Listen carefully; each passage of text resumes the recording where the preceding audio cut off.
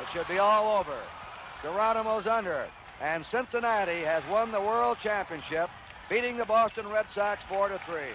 The Reds win it in Fenway Park. 2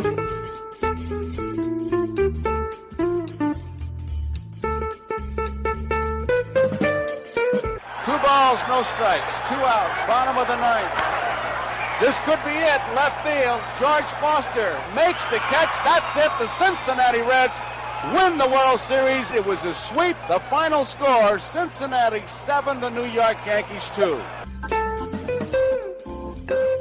Good morning, I guess I should say. As we are starting off Reds country with the bang today, as Doug is joining us, and we're going to have open phone lines. I'm going to open those here in a second, so if you can hold off the calls for a second. But, you know, the theme of today's show, I guess is how I should put it. The theme of today's show is we're going to talk the trade deadline, the rumors all throughout the National League, the wild card. I'm going to go ahead and put the wild card on the screen as let me see where we have them here. All right. So there's the National League wild card, and I think I've got a little better view of it. So give me 1 second to recalculate that. But there we go. There's the wild card in the National League, and we're going to focus on that, focus on the actual contenders in the National League. I think I can honest engine put this up just a bit because I don't care what anybody says. The Cubs are done. They're 6 games out. It's over. And they're not playing good baseball. I would give Washington a better chance of still having a fight in it, but I'm going to scroll past them just so we can see it. The whole screen so we can see all the way to Cincinnati. Cincinnati is sitting 4.5 out. Doug, how are you feeling right now? Right now, I'm pretty good. After you sweep the Yankees like that, I mean, we lost heartbreaking last night to Detroit, but as good, especially offensively, as we played lately, I'm liking our chances more and more. I feel like this team is on an uptick. Really playing good baseball as of late. Yeah, I'll tell you what, that's pretty impressive to sweep the New York Yankees. I mean, that's that's not something someone does every day, going into Yankee Stadium and sweeping the Yankees. And not just sweeping them, I mean, scoring a lot of runs against them. So now they dropped the Tigers yesterday, 5-4, which pretty disappointing because the Tigers suck. I mean, I'm sorry. I was betting on that horse at the beginning of the season. I just did not expect the offense to be this bad in Detroit, but you're going to stub your toe every once in a while. I'm going to tell you right now, man, the Braves, as a Braves fan, they're in a free fall. And I know on the outside looking, you go, what are you talking about? You're 8 games over 500, blah, blah, blah, blah, blah. But their once dominant lead in the National League wild card has just about evaporated. For people who have not looked at it, who have not paid attention to what is going on in the National League wild card, the Atlanta Braves sit a game and a half in front of the number 3 seed St. Louis Cardinals, and they sit just a half game in front of the Padres for the top wild card seed. And so they're sitting there. Let me look at this. Now, the one thing I'll say about the Padres, they've played quite a few more games than Atlanta has. So the Braves are actually 4 games up in the loss column, so that makes you feel a little better. But they are 2 back in the win column, so that's why you have the big discrepancy there. But they are just 1 game in front of the Padres, a game and a half in front of the Cardinals. Then there's a big drop-off. The Giants have gotten red hot, partially to the Atlanta Braves, but the Giants have gone out. They've won 7 of their last 10. They are on the outside looking in. The last team missing the wild card spot. They are 3 games back. So that's been pretty impressive. Just watch that Giants team. I'm telling you right now, from someone who did the games, I can just tell you right now, San Francisco's not that impressive. There's nothing about San Francisco's team that makes you go, wow. But somehow the Braves dropped 2 of 3. They dropped the first game in against Philadelphia. I'm going to put that. There was some really bad umpiring that went down, and that had a little bit to do with it. But all in all, Max Fried got pounded. He didn't pitch a good game. There were a couple of plays that had they called him right, the game's much different because some of the blown calls happen in key parts of the game. But anyway you slice it, they did give up 8 runs. Yeah, I'd say about 3 were gifted to them. But this is a Phillies team that is missing Bryce Harper and Kyle Schwarber.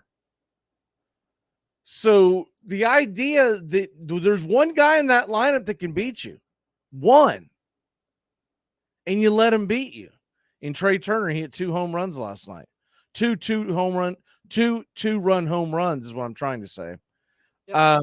And that's just, it's not conducive to what should be going on for a team that's trying to win it all, right? And so game after game after game, they stub their toe. There's just no way around it. They stub their toe. And so what say you as far as an outside observer, you're a Reds fan. If you watched the Braves much this year, their offense to me just is terrible. I mean, to be fair to the Braves, I mean, look at from your starting lineup. Look how many guys are not playing. I mean, you lost your star. You've lost 3 of your best players to the DL. So to me, you're playing. I feel like you're playing with one arm tied behind your back. I don't think this is performance. More just you've got a banged up, injured team right now. And to me that has more to do with the Braves being vulnerable than anything else. Because I think if these guys were 100% and you were playing with the lineup that you started the year at, I don't think you'd be here. Okay, and I get that, but when you have guys like Matt Olson who are not hitting where they should be hitting this year, I mean, you got a guy who hit 54 home runs last year and has 12 going in at about, I mean, where are we? We're 86 games in the season, so we're 4 games past the halfway point. Right. He has 12 home runs. So he's on pace for about 22. And in today's game, that sucks. It's terrible. And it's not just him. Austin Riley just got hot. He started to heat up quite a bit. He took Marcell Ozuna's place. Marcell had been the one carrying the team. Now it's Riley. Now Ozuna had a big home run last night, so maybe he's waking back up. But let's put Ozuna and Riley aside and getting more out of what you thought you were getting out of Kid Kelenic, right? Right. Kid Kelenic, to me, has been the biggest and best surprise of the entire team. Because even with Riley getting hot, his year-to-date sucks right now. His year-to-date, compared to what you expect Riley to do, he's got 11 home runs. He's got an OPS of 773. This is a guy you expect to have an OPS of 900, and sitting right now, you expect him to at least, bare minimum, be at 15 home runs, right? He's only 37 RBI. If he continues on this pace, you're talking about maybe 65, 70 RBIs. I don't think that's where it'll end up at, but that's what we're looking at. So I'm not trying to turn this into a Braves show, but my point is the Braves have got to do something big. They've got to bring in some bats. And that's where we're going on the MLB trade deadline show we're doing today.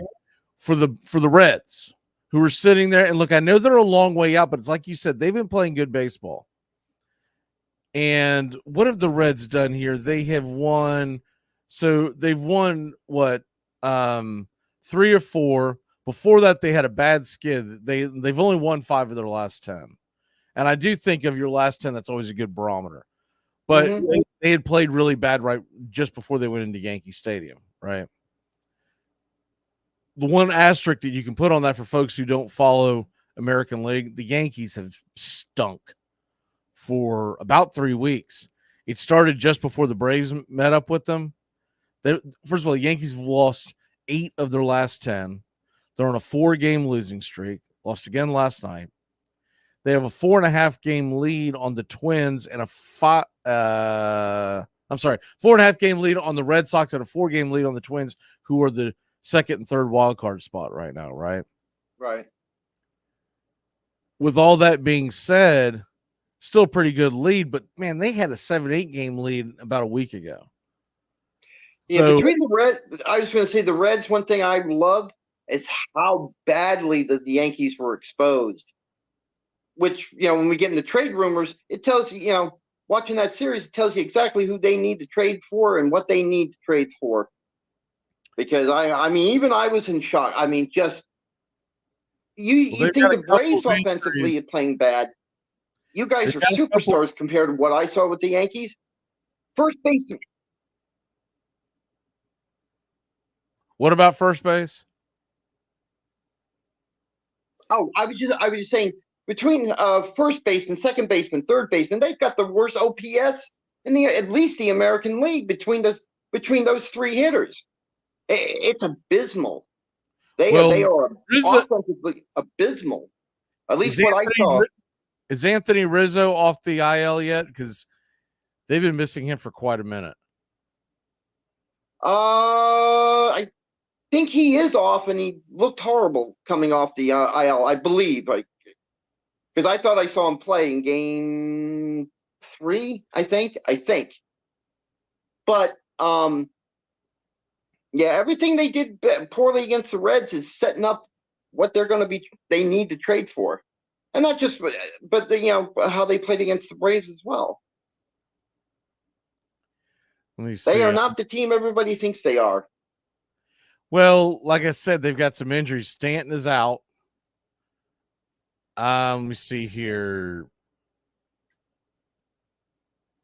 He is not off the IL yet. Rice okay. Then I didn't see him. They must have been talking about him. Without Stanton, you face them without Rizzo. That's a big part of their lineup. When their lineup is fully healthy, but that's a big if when you talk about Stanton. I don't think Rizzo is a problem. Rizzo will be back. But that's a pretty darn good offense. It's pretty good, darn good pitching staff, although Luis Hill has had a couple of really bad outings here recently. Before that, Luis Hill, we were talking about Rookie of the Year. Now he's kind of fallen back to the pack. He was about to walk away with it until about 2 weeks ago. Mm-hmm.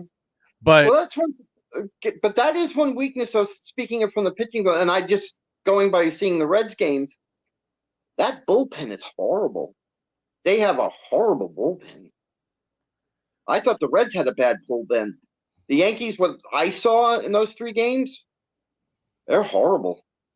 That bullpen is anyway. But you can't take an entire team. I mean, what 3-game stretch does not make it. I understand. I'm just saying what I visually saw. They're not great compared to Yankee standards. I'm looking at their numbers right now. They're ranked 5th in the American League. And where does that put them in all over baseball? It puts them at about top 10. Sounds about right. 11th. I'm sorry, 12th.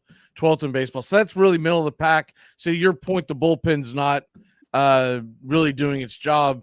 Consider what the Yankees are trying to do. You can't have a middle of the pack bullpen. I do think that's going to be their biggest concern.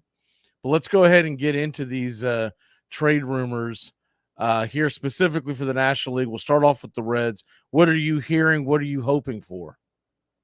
Right now, it's good. I know this, and this is typical kind of Reds thinking on how they do things.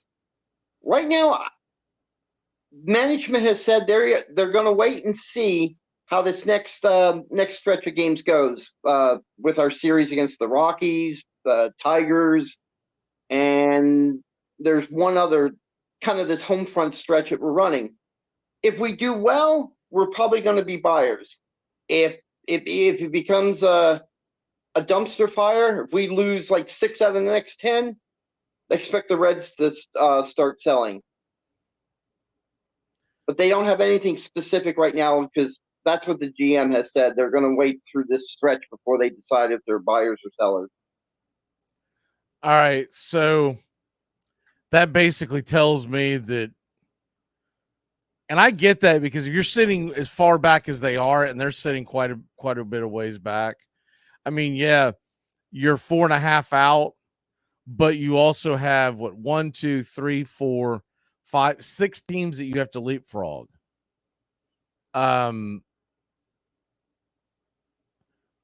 Just to get that final wild card spot. Yeah. Now, the only good thing about that is most of those teams are quite a ways back too. So you're 4.5 out. Pirates are 4 out. Mets 3.5. Diamondbacks 3.5. The Giants at 3, and then that's the cutoff, right? Right.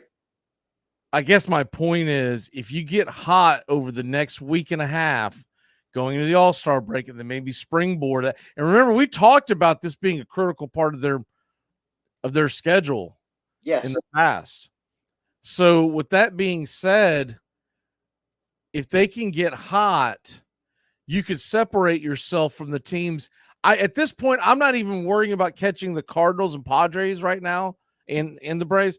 I'm worried about trying to jockey myself up there as one of the top 3 teams in the wild card on the outside looking in. Mm-hmm. Just to get to the deadline to prove that this team is worth buying in on, right? Exactly. So you're not just pulling for Cincinnati right now if you're a Reds fan. You're also pulling against the Pirates, the Mets, the Diamondbacks, the Giants, the Cardinals, and the Padres for that matter. Because you're trying to just jockey yourself. But the main ones you're paying attention right now, the Giants, Diamondbacks, Mets, and Pirates, because if you can jockey, and you're only a game and a half behind the Giants, who are the top team on the outside looking in. If you can get yourself to that level, to where they are, the biggest problem when you're chasing these teams is when you have so many in front of you, is that just because one loses doesn't mean you're going to make up a lot of ground because the other team that you may be chasing might have won. Because hell, they might be playing each other, right? Mm-hmm. But the Cardinals, the Giants, and the Padres right now in the National League, in the wild card, they are playing the best baseball right now. The Braves are middling around. They're 4-10, 4-6. They've been on a long homestand, and they've won 4 of their last 10. That's ridiculous. That's why I worry for the Reds too. Right. So even though we've got the easiest schedule in baseball through our 10-game homestand, considering that it's the Tigers, the Rockies, the Marlins, we're playing the worst teams in the worst teams in baseball, and I'm just afraid we're just going to right now.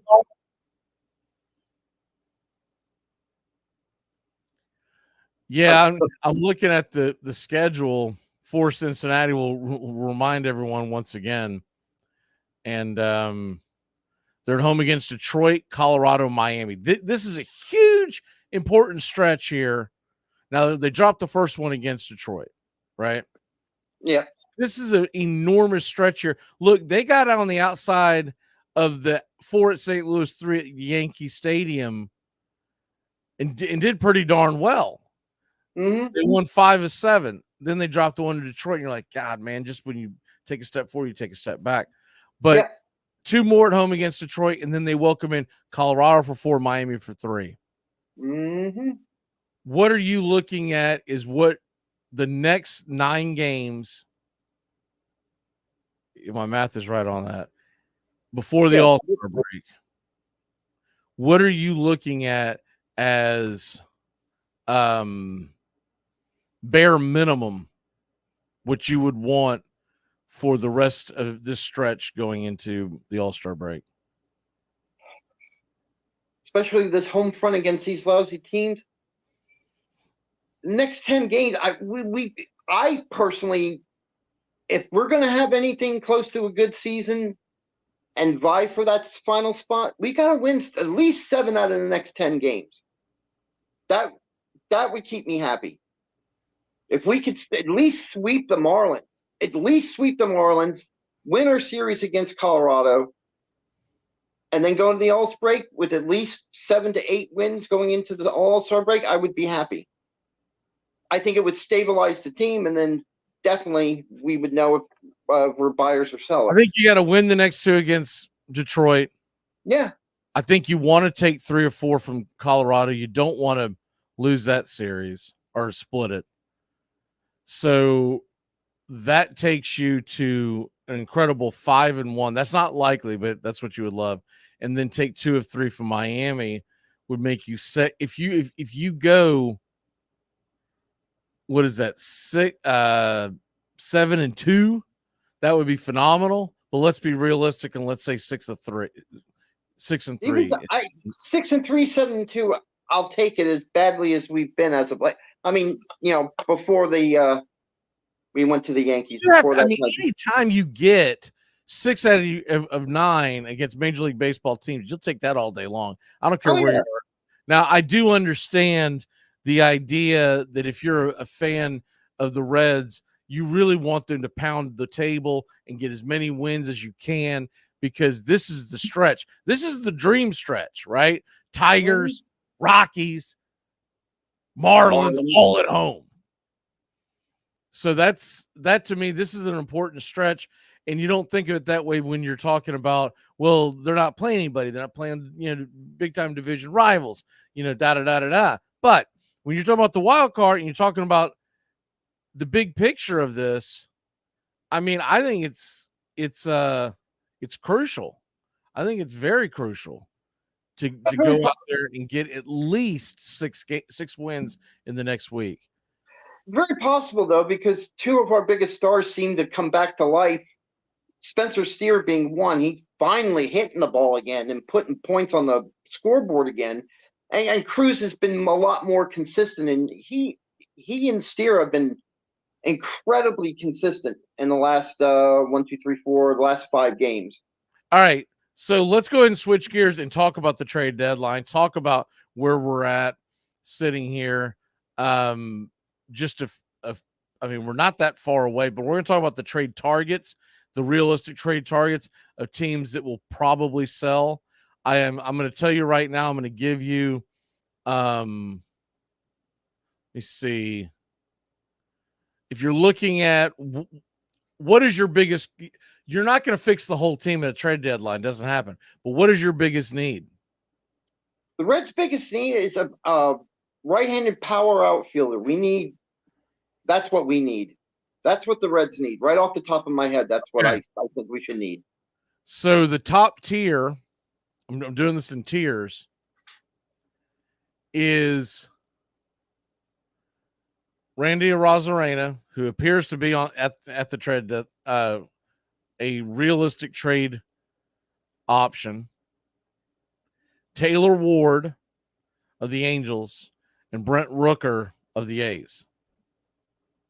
You do have Luis Rengifo, who can kind of play all over, kind of a utility knife. And you have Lane Thomas as a outfield option. I still have a hard time believing that the Nationals are going to trade Lane Thomas. I don't think they are. I mean, his name's been mentioned to the Reds. His name's actually been pushed towards, for some reason, to the to your team, the Braves, too. And I don't see him going anywhere. See, I really don't see Washington trading one of their better outfielders to a rival. Like, I would love to have Lane Thomas. He's one of my favorite players, mainly because every time I do a Braves Nationals game, he pounds the hell out of us. He owns the Braves. So I would love to add him to the team. So if nothing else, we don't have to face the guy anymore. Yeah. Lane Thomas being traded, Here's the idea on that people are forgetting. He is an unrestricted free agent at the end of 2026. That's true.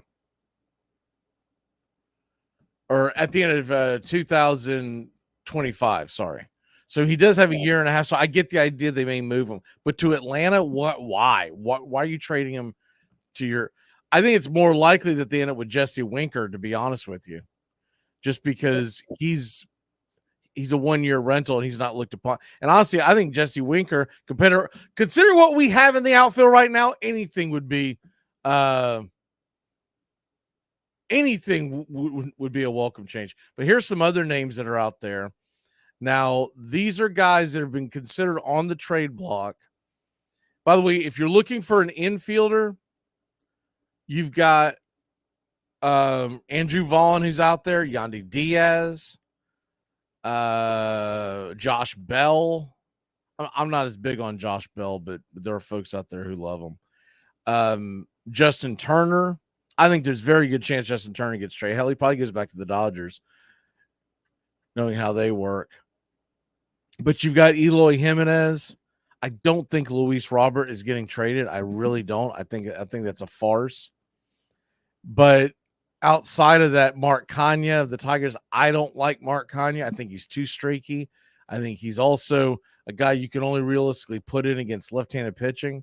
That's not helping us. We've got Adam Duvall, right?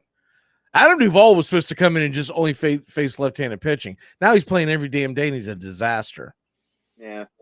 But here are some other guys that are out there that are being one of the, this is the dream every Braves fan has. Jock Peterson is on the trade deadline, on the trade market, excuse me. But here's some guys that they think, now these are you consider the elite, right? The elite guys that very well could be traded. And it's so funny. You'll get the same publication tell you that the Astros are going to make a big trade for a guy like Christian Walker, but then they also have Alex Bregman on the trade block. And I'm like, which is it? Are they buying or are they selling? Because they're not doing both. Yeah. Anyway, Christian Walker is out there on the trade block. Now, you look at where the Diamondbacks sit, they're 3.5 out. This next week's going to have a lot to do with where the Diamondbacks are. They host the Braves for 4. If they spit the bit and drop 3 or 4 at home, I think they're sellers. But more of that's to be seen.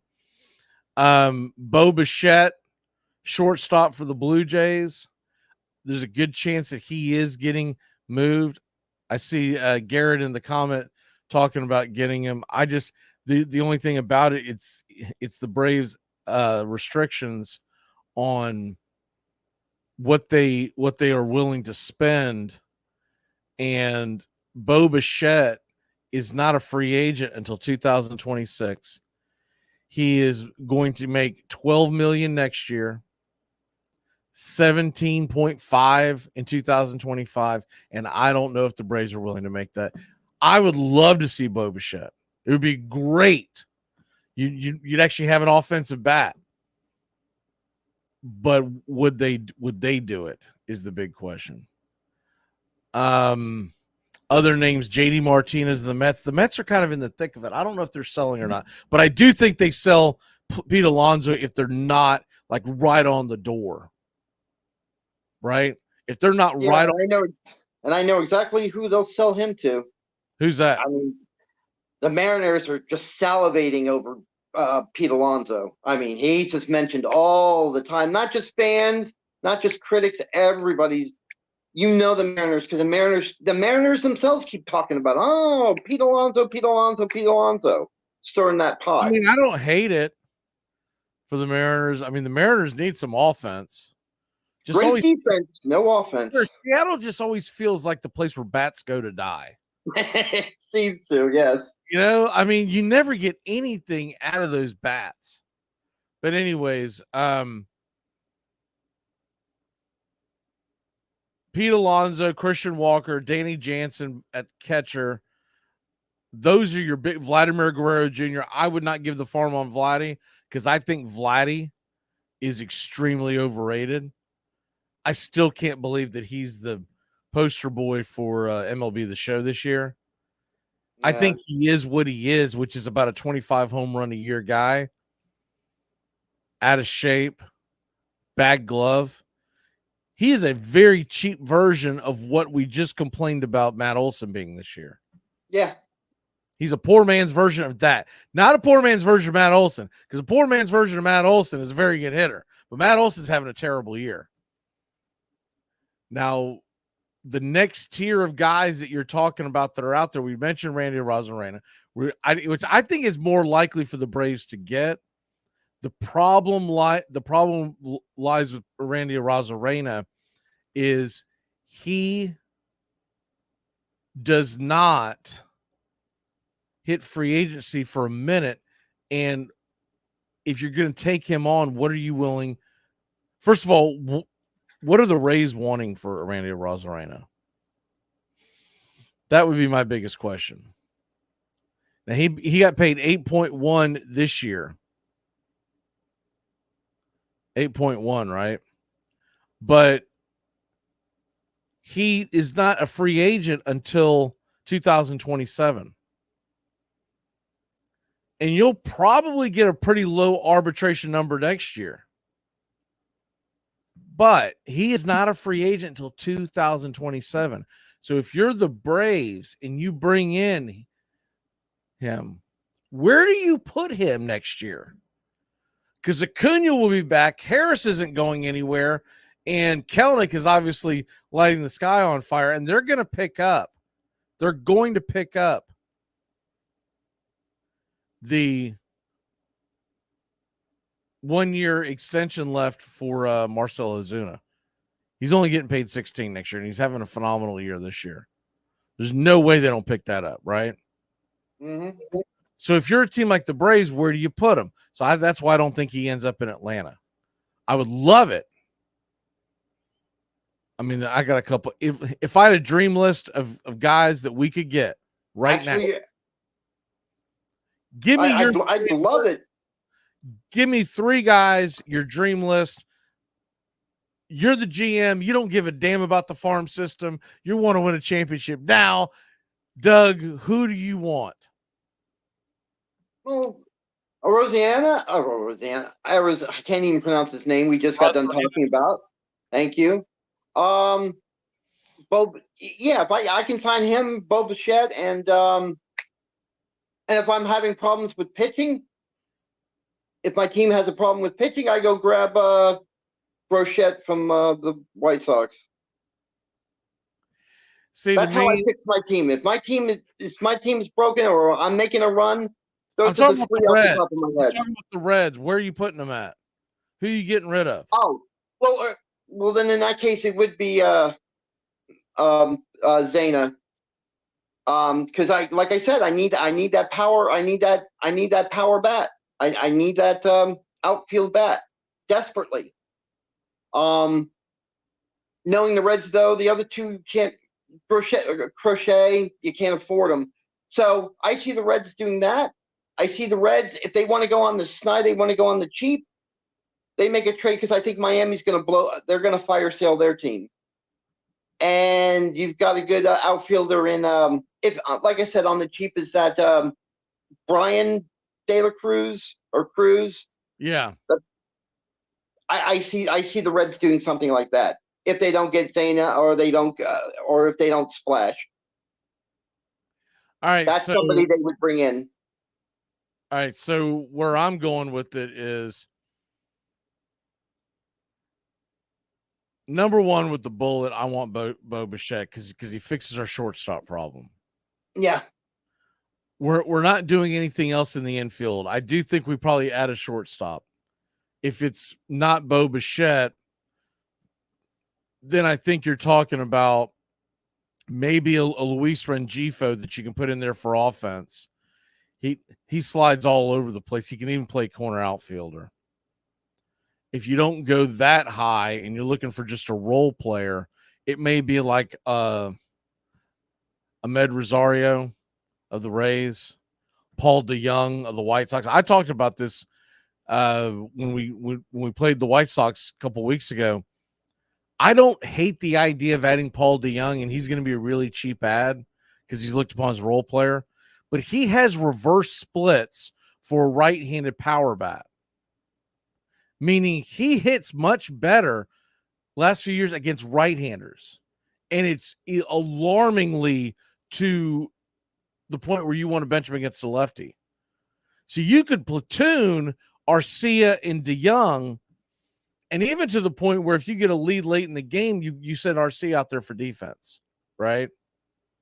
DeJong's not terrible defensively, but he's not Orlando Arcia either. So my next big thing would be, if we don't get Bichette, give me Paul DeJong. And I'm trying to be a little realistic here. Right. The next thing would be, we need to get an outfield bat, and we need to get it in the worst way because our outfield absolutely stinks. But I don't think we're going to get Luis Robert, mainly because he's going to be owed so much money on the back end that people keep forgetting, like, what do you do at the end of the season, right? Mm-hmm. This isn't a video game where you can force a trade and get rid of a guy. You know what I mean? Like, yeah. What do you do? Because then teams know you have to move whoever the hell you just traded for, or Jared Kelenic, God forbid. I would really tick me off. The people are talking about Jazz Chisholm, right? Okay, the problem with Jazz Chisholm, first of all, he's extremely overrated.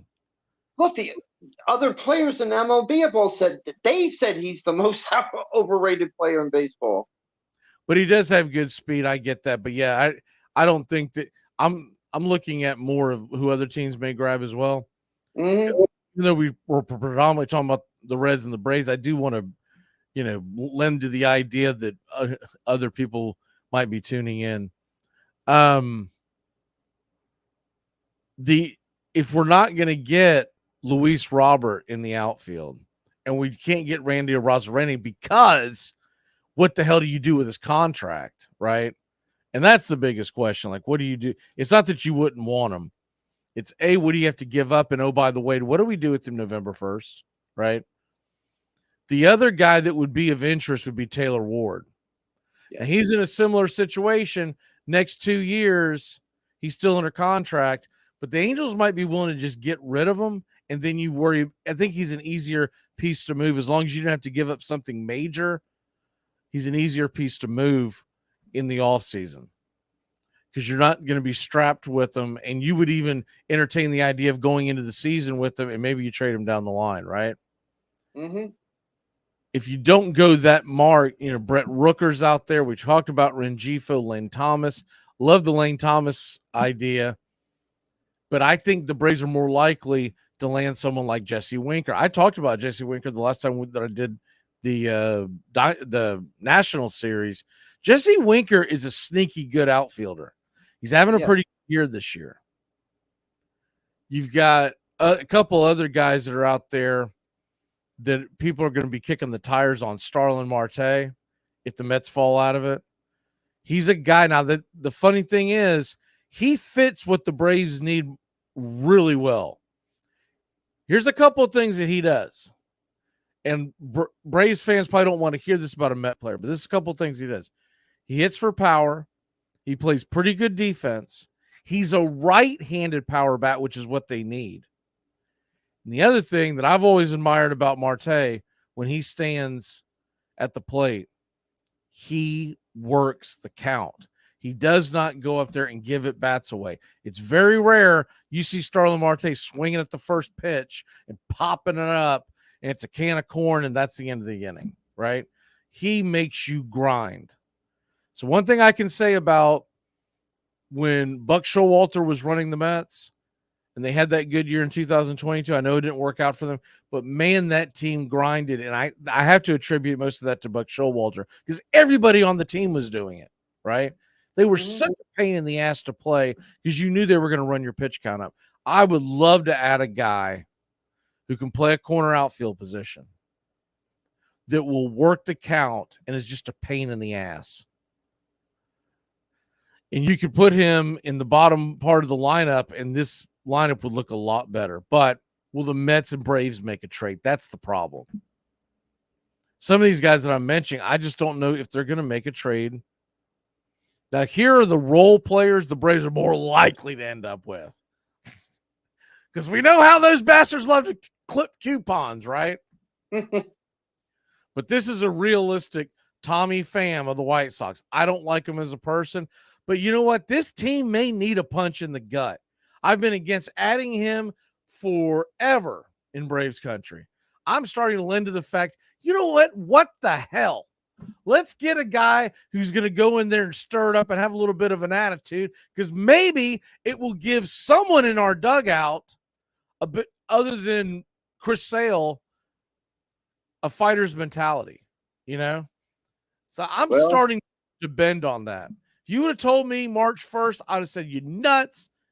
No, stay out of it. Now I'm like, yeah, we could do worse. Look, I just say buyer beware with that one, because Tommy Pham, Reds fans, we just remember as the guy that motivated us to pull Steer and everybody else from the minor leagues. Get rid of him and start with a bunch of kids. That's how much of a locker room banger he was. Well, what I remember from him is the reason why I never liked him and I'll never respect him. He's a really bad fantasy football player. Not only did he suck at fantasy football, he got pissed off because he lost, and then he went up there and slapped Jock Peterson. Oh, yeah. Yeah, I remember that. So, and when the story came out, it came down to the fact he didn't like the fact that a trade was done. And it sounded like it wasn't garbage. It was that he wanted the player and Jock got him. And so that's why he slapped him. But he does have a fire in the belly. And I've seen him say other things on videos, things where he didn't know he was being taped. And he's a bit of an ass. And he's a bit of he's full of it.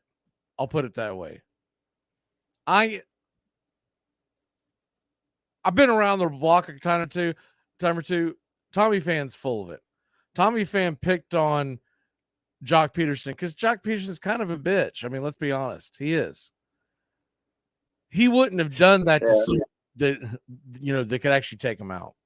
And anyone that stands at his locker and goes, the reason why I fight in the off season is for this, isn't that is the first dude with a glass jaw. I'm telling you, every time, 9 times out of 8, that's the dude with the glass jaw.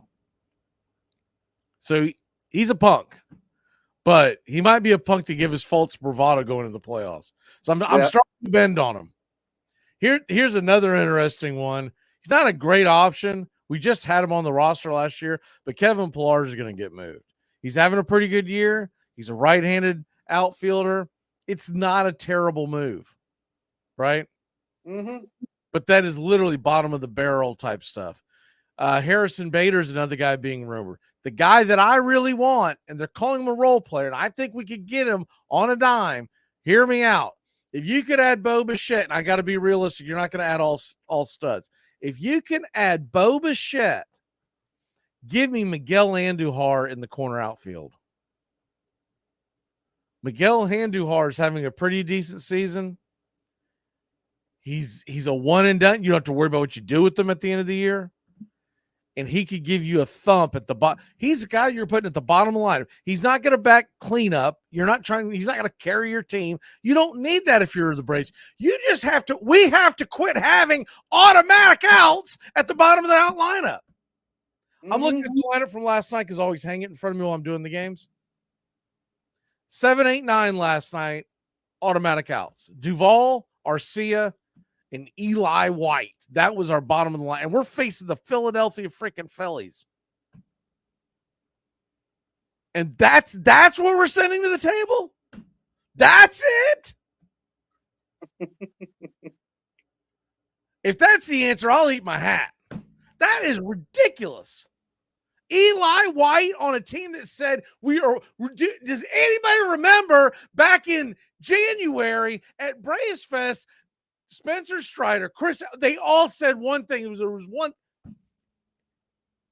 We're World Series or bust. We're World Series. If you're World Series or bust, Eli White is not starting in left field against the Philadelphia Phillies when they come to town. Full stop. What say you? I couldn't agree better. Unpack. That's why I scream about the Reds. Why is Stuart Fairchild always in my left field when the Brewers are in town? So I get it. Stuart Fairchild and White. Doug, he wasn't just getting a spot start. When we needed someone to pinch hit, we had Ramon Laureano, who they won't put on the IL, but he hasn't played in a week, and he's trash anyways. Let's be honest. He's seen better days. The rest of the bench was this: Zach Short and Luke Williams. What? These are extras if we're putting a movie together. These are dudes walk around the background in the coffee shop. They don't have lines. And that's all you had. Eli White should have been coming off the bench last night for someone to pinch run, not starting in left field. Get out of here. Andujar bare minimum is the bare minimum that I am going to accept as an ad. August 1st, I don't want no damn Eli Whites and Ramon Laureano's on my roster. I can live with Duvall, but he's got to be a platoon/bench player. Right. The other idea that you could put in, but I just feel like it gives us too many left-handed bats. He sucks offensively. He's a good defensive player. It's Kevin Kiermaier of the Blue Jays. He's on the trade block. Randall Grichuk, but that just seems like, man, that was a great idea 5 years ago. Same thing with the Kevin Pillar. The poor man's addition for shortstop is going to be something like IKF. Or, man, they're talking about Tim Anderson. Dude, Tim Anderson got DFA'd by the Marlins. Don't talk to me about Tim Anderson. Oh, it couldn't happen to a nicer guy. Exactly. Speaking of guys full of bull. Yeah. Eloy Jimenez is an interesting one. I don't know what they would want for him. I think he still has I still think you're going to be in the situation of what do you do with them next year? But let's talk about pitchers before I have a stroke.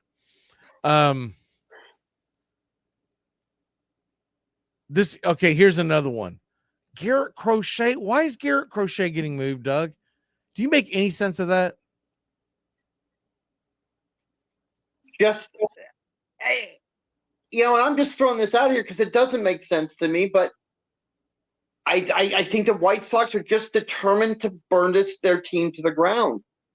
They are thirsty for prospects, and they'll do anything and throw away anybody to do it. No, it doesn't make sense. But Garrett Crochet is not a free agent until 2027. At the point, but he's hot, and other teams want him. He's got a market because he's played. So far in his young career, he's played some pretty good, brilliant baseball. He's been a brilliant pitcher this year so far. And there's a market for him. Teams don't want him. I'm asking, why in the hell are you getting rid of him? There's no reason. No, I agree with you. There's no reason to get rid of him. Here's the other idea that a lot of these writers don't get. If I'm the White Sox and I'm serious about trading Garrett Crochet, why am I trading him at the deadline where there is probably, we'll say 15 serious contenders? Well, serious contenders, 12 serious contenders that'll go out and pony up. Why don't I wait till the offseason at the winter meetings where he'll still have 2 more years of control left, and 29 teams are looking at him? So I would love to have Garrett Crochet. Don't get me wrong. I don't think there's a fan that wouldn't. Right. But is that being realistic? I think this is more like almost like a fantasy hope. And this always, we talked about this earlier. Fans and certain people just want that player to be on this team because it would just be lovely for them. Has nothing to do with reality or how you run a baseball team. Like I've heard. Yeah, I've heard Crochet. They keep talking about, he's be great for Baltimore. Which they're right. Baltimore does need rotation help, but again, it doesn't make sense. You say Kikuchi is another one that's being dangled out there. Left-handed starter for the Blue Jays. He's okay. He's solid. He's not going to get you over the hump. No. Jack Flaherty, probably the same thing. Honestly, I would rather have Jack Flaherty than. I was just going to say, because I was looking at him now. He's got a bad back right now, so I don't know how stable he is. Right. But I always thought Jack Flaherty could help your team. If he's healthy, I don't mind a Jack Flaherty. Okay, of these three, Kikuchi, Flaherty, and Max Scherzer, I'll take Jack Flaherty all day long. Yeah, assuming health. Assuming health. Yeah. If they kick the tires on his doctor's report or what, then okay, fair enough. But I'm not a buyer of Max Scherzer because it's too damn early, and I'm telling you, middle of August, late August, he's gonna fall apart again. He's either going to get injured or blame it on an injury. Or what's more likely going to happen is his stuff is falling off. And I was watching it the other day. He's great through the first two turns. That third turn through the lineup, you got to get him out of there. And come October, you're going to have to get him out of there because everybody, all the top offenses are going to – he's not going to make it through 5 innings. So why am I giving up at the farm? I'm much more likely to take a flyer on Justin Verlander because, but once again, are the Astros really selling? They don't seem like the type that'll sell. I would expect him more right now to be a buyer than a seller. My guy that I want, screw Max Scherzer. I don't care about Blake Snell. They keep talking about who's on the IL, by the way. He comes back next week. He sucks. Whatever the reasoning is, he's terrible this year. Mm-hmm. The guy that I like that's ranked in the top 8, and I think he should be a little higher, give me Nathan Eovaldi. Yeah. Nathan Eovaldi is a rental. He's the end of the year rental. Mm-hmm. Now he does have a kicker that can kick in to give him 1 year at $20 million, but I think he would elect free agency anyway, so I'm not worried about that. And if you're the Braves and you bring him in, all right, $20 million, Nathan Eovaldi, that's exactly what we paid Charlie Morton this year. I'm down. Let's go. But I don't think that's what I think he'll probably hit free agency. I think he'll want to test the market. Yeah. They're talking about Frankie Montas possibly being traded by the Reds, but that's assuming the Reds fall out of it completely. That's what I say. That all, like I said, anything with the Reds, wait till the home front games are over before they make a decision. But if they do sell, yeah, I hate to say it, but Montas is, Buck Farmer's on the block, Lucas Sims is on the block, and so is Brett Suter too. Here is well, I guess I'm gonna go ahead and close this because nobody's calling, so I'm gonna take that off the screen as well. Here is the next group of folks that you're talking about with the pitching. Mm-hmm. Jordan Montgomery is top dog on mid-rotation starter. First of all, he signed a 2-year deal that he can pick up or hit free agency. He's probably going to pick it up because he's been terrible this year. Yeah. I'd have to see one start before we hit the deadline. I don't think we're going to see that. And I want to know, look, if Jordan Montgomery can be who he was last year, that's gold. That's gold. But he, just like Blake Snell, they waited to the very end. They signed at the end. I don't think they were in shape. I don't think they were ready. And we're getting what we get out of them. Yeah. Eric Fetty of the White Sox is an interesting one. He's had a pretty good year. He's not a frontline starter, but I'm talking about this is the next tier of guys on the market. Right. I'm going to hand you a couple of names. Tell me which one you like the most. Eric Fetty, Cal Quantrill, Paul Blackburn, or Michael Lorenzen. I like Eric Fetty. Yeah, I like him a lot. I'm not opposed to Paul Blackburn as a guy who's going to eat innings down the stretch. he's not a guy that you're going to think that you're going to hope is in your rotation in October. The thing about Fetty is if something happens to a pitcher down the stretch, he could actually be a decent, okay guy to put in a game 3 scenario. He's not someone you're going to fall in love with.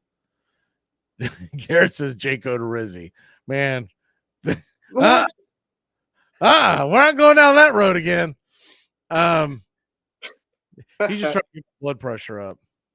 The only thing that would be worse than that is bringing Jose Quintana or Marco Gonzalez. They have them on the list. I'm like, really? The relief pitchers, of course, Mason Miller's at the top, but he doesn't become a free agent till the cows come home. Here are realistic guys that could be out there. Ryan Preston, Aroldis Chapman. Aroldis Chapman has been really good with the Pirates this year. I don't know if the Pirates are selling yet, but they have been good. He has been good. Tanner Scott of the Marlins. That could be that the Reds could grab. I don't think the Braves and Marlins are making a major trade like that. Kirby Yates. We've had some times with him in Braves country. He's not terrible. He's fine for a back end of the bullpen. I don't know if I want him as my closer, but he's been thrown into the closer role in Texas because they don't have anything. Right. A couple other interesting names are Kyle Finnegan of the Nationals. I don't know why he's ranked number 9 on their list. Kyle Finnegan's pretty damn good. And all these names you mentioned, at least look for the Yankees to pluck at least 2 of those. Yeah, so that's kind of the list that we're looking at, and see if there's any other names here that we can scroll through. By the way, some of the guys that I didn't mention that are definitely role players but are going to be out there for on the trade market. Patrick Wisdom of the Cubs. The Cubs are going to be sellers. George Springer, that's an interesting one of the Blue Jays, although he's not having a great year. Look for him to unload Bellinger for cash, too. Yeah. Cody Bellinger. Yeah. Yeah. I would love to have Cody Bellinger. You kidding me? Man, put him. I'm assuming Harris comes back. You put him out in right field. And you can get him on the cheap. I think you could, like I said, you could practically pay cash for him. I don't think that's a big elaborate deal. That's why I always associate him with 2 possibly going to the Royals, because the Royals need a bat too.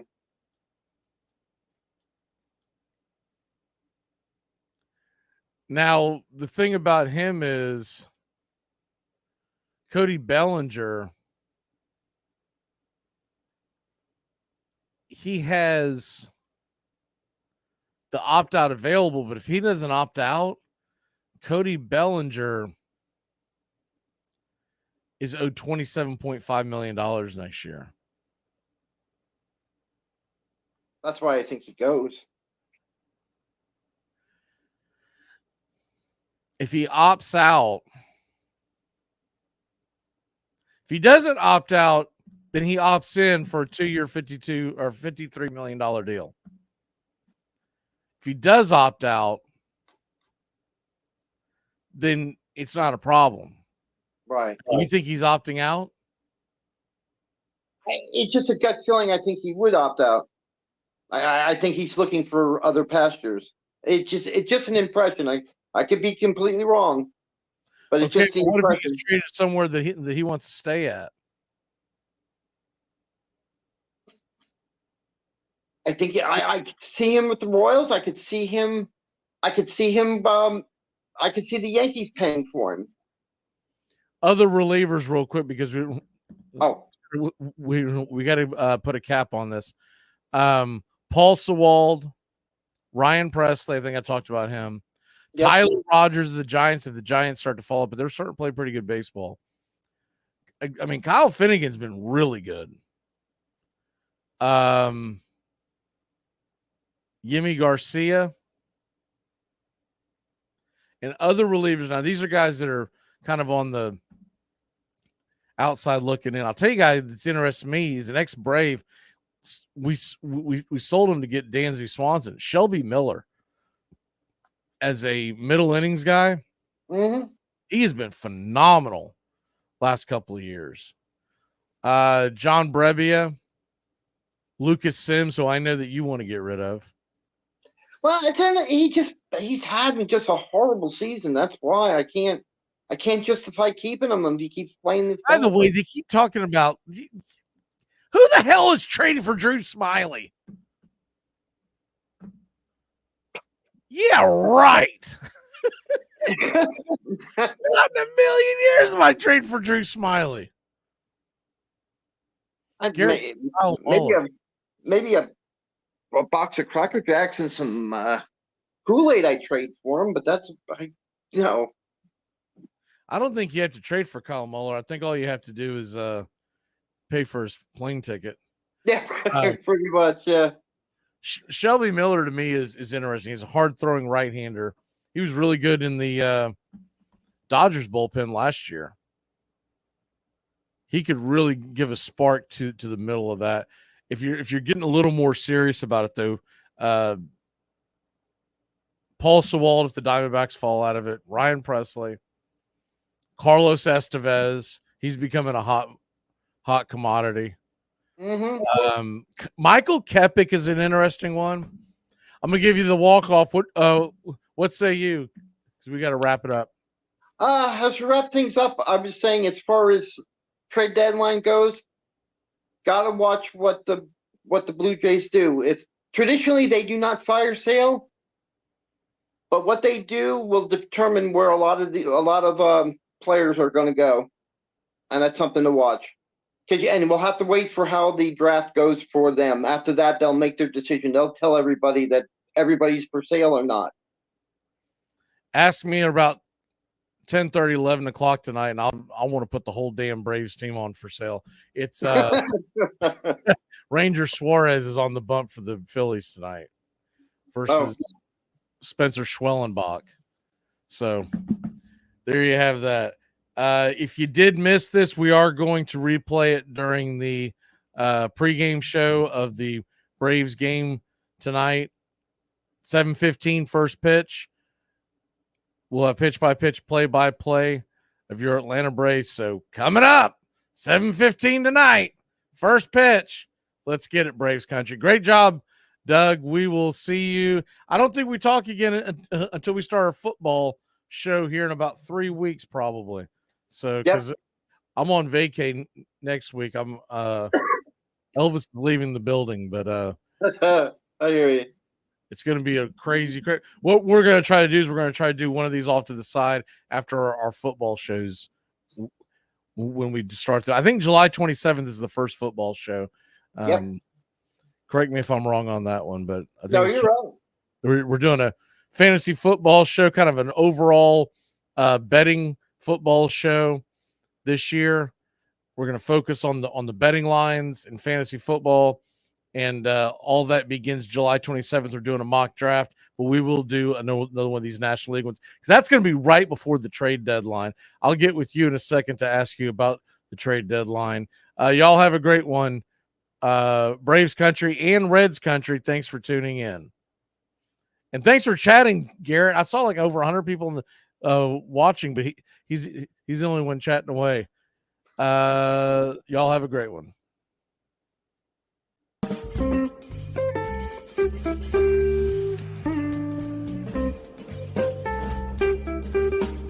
Lansford, good hitting Oakland third baseman, and Myers bringing it. And the pitch is hit in the air, foul, off first. Benzinger backing and calling. And the 1990 World Championship belongs to the Cincinnati Reds.